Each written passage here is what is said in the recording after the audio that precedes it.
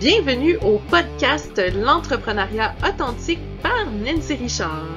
Ici, chaque semaine, je partage un ingrédient secret qui m'a permis de bâtir des entreprises où les valeurs brillent autant que les résultats. Authenticité, créativité, bienveillance. Ce podcast est votre dose hebdomadaire d'inspiration pour aligner passion et profession. Ensemble, découvrons les clés pour entreprendre avec cœur, audace et un brin de rock'n'roll. Prêt à libérer votre potentiel entrepreneurial? Branchez-vous, ça commence maintenant! Je suis en train de réfléchir en ce moment, puis je me demande si l'altruisme était la véritable boussole de l'entrepreneur authentique. Puis si donner sans attendre, ça devenait non seulement une richesse humaine, mais aussi un moteur puissant pour bâtir une entreprise durable. Imaginez, l'altruisme, c'est pas une perte, c'est pas du sacrifice, c'est une force, une posture, un choix de semer du bien autour de soi et bien évidemment de récolter par répercussion, tôt ou tard, bien plus grand que ce qu'on a offert. Alors bonjour à vous, ici Nancy, j'espère que vous allez bien et que vous avez passé une merveilleuse semaine. Moi, pour ma part, je me sens à la fois pleine d'énergie puis profondément touchée cette semaine parce que j'ai beaucoup réfléchi à ce qui donne du sens à notre travail d'entrepreneur, à ce qui va rendre notre parcours plus grand que nous-mêmes. Puis cette réponse, pour moi, c'est ce mot-là qui est facile, qui déboule toute seule de ma bouche, c'est l'altruisme. Alors, je vous souhaite cordialement la bienvenue à cet épisode du podcast de l'entrepreneuriat authentique. Et cette semaine, bien évidemment, vous l'aurez deviné, c'est l'altruisme, mon petit sel magique pour aromatiser mon plat de l'entrepreneuriat. Wouh! Alors, je vous invite à venir prendre votre repas principal de dîner, tant qu'à ça, hein, pour venir passer votre pause en ma compagnie ou votre tasse de café ou de thé comme vous voulez, histoire de savourer le tout en ma présence. Alors, l'altruisme, là, c'est pas juste une belle valeur sur un carton ou un site web, là. C'est vraiment une façon de voir la vie, d'être en relation avec les autres, de bâtir son entreprise avec le cœur. Je vais vous raconter un petit quelque chose ici, là. Dans ma carrière, j'ai souvent offert de mon temps bénévolement. Des fois, c'était comme marraine d'allaitement au début de ma pratique comme doula, il y a presque 20 ans déjà, ou des fois, c'était au sein d'un conseil d'administration. Puis vous savez quoi? Mais chaque fois, ça m'a enrichi vraiment au centuple. Mais j'ai aussi appris qu'il faut trouver un juste équilibre dans tout ça parce que trop offrir sans limite, ça peut finir par freiner le développement de sa propre entreprise. Fait que l'altruisme, c'est un gros oui avec les deux thumbs up, là, mais pas à son propre détriment. Il faut pas s'oublier là-dedans. Ça, c'est super important à se rappeler. Parce que si je vais aller faire du pouce tant qu'avoir les deux thumbs up, là, la définition officielle de ce que c'est l'altruisme, c'est la disposition de caractère qui pousse à s'intéresser aux autres, à se montrer désintéressé dans le sens de par opposition à l'égoïsme, si on veut. Mais ma définition personnelle, c'est vraiment l'art de contribuer au bonheur des autres sans attendre un retour immédiat. C'est semer des graines de bien autour de soi juste parce que ça fait du bien de le faire. Puis dans mes entreprises, que ce soit l'école Cybelle, le CEBE, comme j'appelle, là, le Cybelle Espace Bien-être, ou mon entreprise de mentor, mais l'altruisme, elle va finir par se traduire de 1000 façons. Ça peut être accompagner mes étudiants sans compter les encouragements. Ça peut être de se montrer disponible quand quelqu'un vit un passage plus difficile. Proposer des ressources supplémentaires sans les monnayer à chaque instant. Puis en même temps, mais je le dis toujours, c'est pas parce qu'on adore ce qu'on fait qu'on ne mérite pas d'être payé à sa juste valeur. Moi, je prends souvent l'exemple de mon dentiste.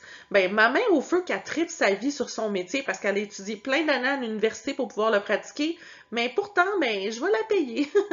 Ouais.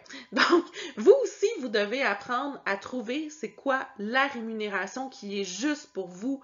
Parce que oui, on est capable de jongler entre l'altruisme et la générosité, en quelque sorte, et en même temps, la juste rémunération pour qu'est-ce qu'on a à gagner, hein? Parce que je dis tout le temps, l'altruisme va pas payer nos factures à la fin du mois, là, hein?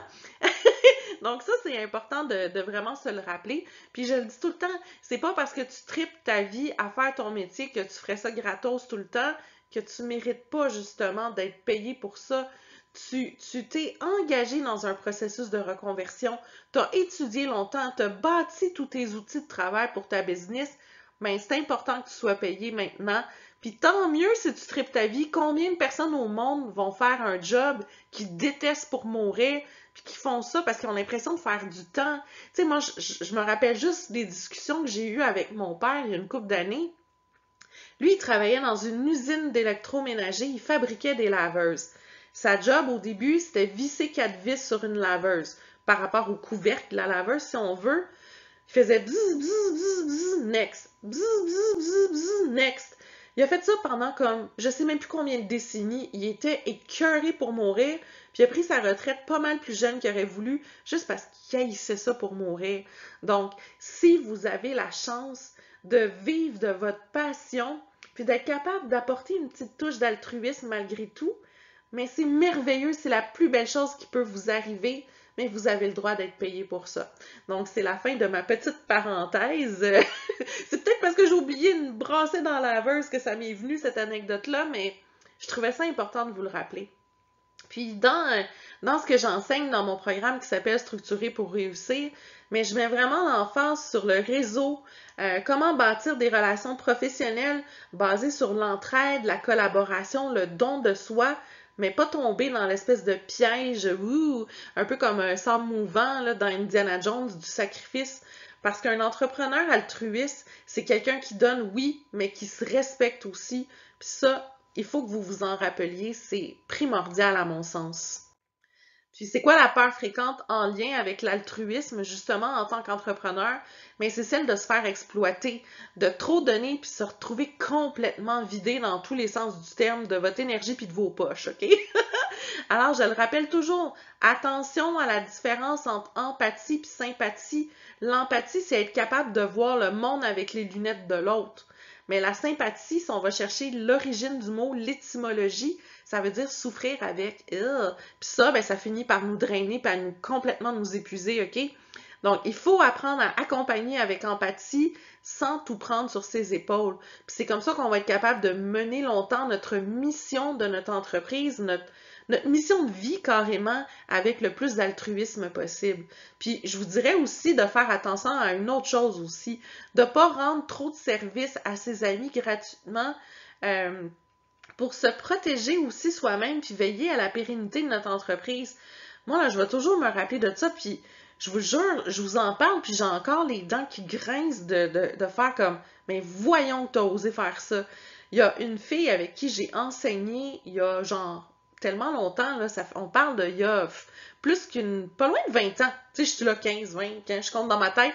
Presque 20 ans, j'y ai pas parlé pendant 10 ans. Elle a retrouvé mon site web, elle m'a écrit « Ouais, mais tu sais, j'étais ta collègue, nanana, fait que là, je suis enceinte puis je veux que tu sois là à mon accouchement gratos, amigos. » Non, je m'excuse. Moi, j'ai fait des études entre-temps. J'enseigne plus au primaire comme toi, là. J'ai fait des études, j'ai cheminé, j'ai bâti mon entreprise de mes mains, de ma sueur, de mon énergie, mais je mérite d'être rémunérée. C'était même pas une amie proche, là. C'est quelqu'un qui était comme 2 locaux plus loin que moi, là. Tu sais, c'est complètement capoté. Fait que tombez pas dans ce piège-là aussi parce que, à force de faire juste des services gratuits, ben, ça paiera pas votre épicerie, hein? J'aime ça faire des petites rimes, là. Donc, j'ai envie, avec toute cette belle énergie-là, de vous proposer une citation inspirante de la semaine. Elle vient de Bouddha. Le bonheur est né de l'altruisme et le malheur de l'égoïsme. Elle va m'inspirer cette citation-là parce qu'elle résume la puissance de cette valeur. Plus on donne, plus on reçoit en retour, parfois d'une façon qu'on n'attendait pas, mais parfois bien plus grande de ce qu'on avait offert. Alors, j'ai envie également de vous amener dans cette belle énergie positive-là en vous proposant le mantra de la semaine. Ce mantra-là va vous inviter à trouver une forme d'équilibre entre donner puis vous préserver. Je donne avec cœur sans jamais m'oublier. Parce que l'altruisme véritable, c'est pas un sacrifice, hein, je vous l'ai mentionné, c'est vraiment l'équilibre. Ça va nous inviter à offrir avec sincérité, puis je suis là, je me tape sur le cœur, puis vous le voyez clairement pas, là, et générosité, tout en restant aligné avec nos propres besoins et nos limites. Parce que donner avec cœur, c'est nourrir le monde de lumière. ne pas s'oublier, c'est s'assurer que cette lumière-là va jamais s'éteindre non plus. Parce que l'entrepreneur altruiste, il sait que son entreprise grandit quand il cultive à la fois le don et l'autoprotection. Parce que ça devient carrément une entité à part. C'est pas juste notre prolongement, hein, notre entreprise, ça devient vraiment une entité à part qu'on doit apprendre à protéger. Puis ça, c'est important. Puis c'est une phrase que je dis souvent. Quand j'ai des décisions vraiment pas faciles à prendre pour mon entreprise, ben une de mes entreprises, je le dis tout le temps, je le fais pour protéger mon entreprise, pour préserver telle affaire, pour le bien de mon entreprise. Je l'ai toujours en tête, ça, et c'est super important. Puis avant de conclure, maintenant, je vous propose une introspection. Maintenant que vous avez une belle citation pour nourrir vos pensées, vous avez un beau mantra à vous répéter aussi, je vous pose cette question-là, puis c'est à vous les oreilles, comme on dit, vous pouvez la noter, vous pouvez la mettre dans un carnet ou quoi que ce soit. Je vous invite à réfléchir à une façon que vous pourriez intégrer un geste altruiste dans votre journée. Ça peut être d'offrir un conseil sans rien attendre en retour. Ça peut être de donner un petit coup de main à un collègue, d'écouter vraiment sans vouloir interrompre ni conseiller tout de suite. On n'est pas obligé de meubler un silence, by the way. Ça, c'est important dans l'accompagnement parce que l'altruisme, c'est souvent dans les petits gestes que ça commence. Alors, la semaine prochaine, je vais vous parler d'un nouvel ingrédient qui va bien évidemment de pair avec l'altruisme, c'est la bienveillance, parce que l'un nourrit l'autre, puis ensemble, mais ils vont rendre l'entrepreneuriat tellement plus riche, tellement plus humain. Alors, j'espère sincèrement que votre tasse de café ou de thé est terminée, ou si vous avez écouté mon conseil du début, votre plat principal de votre lunch.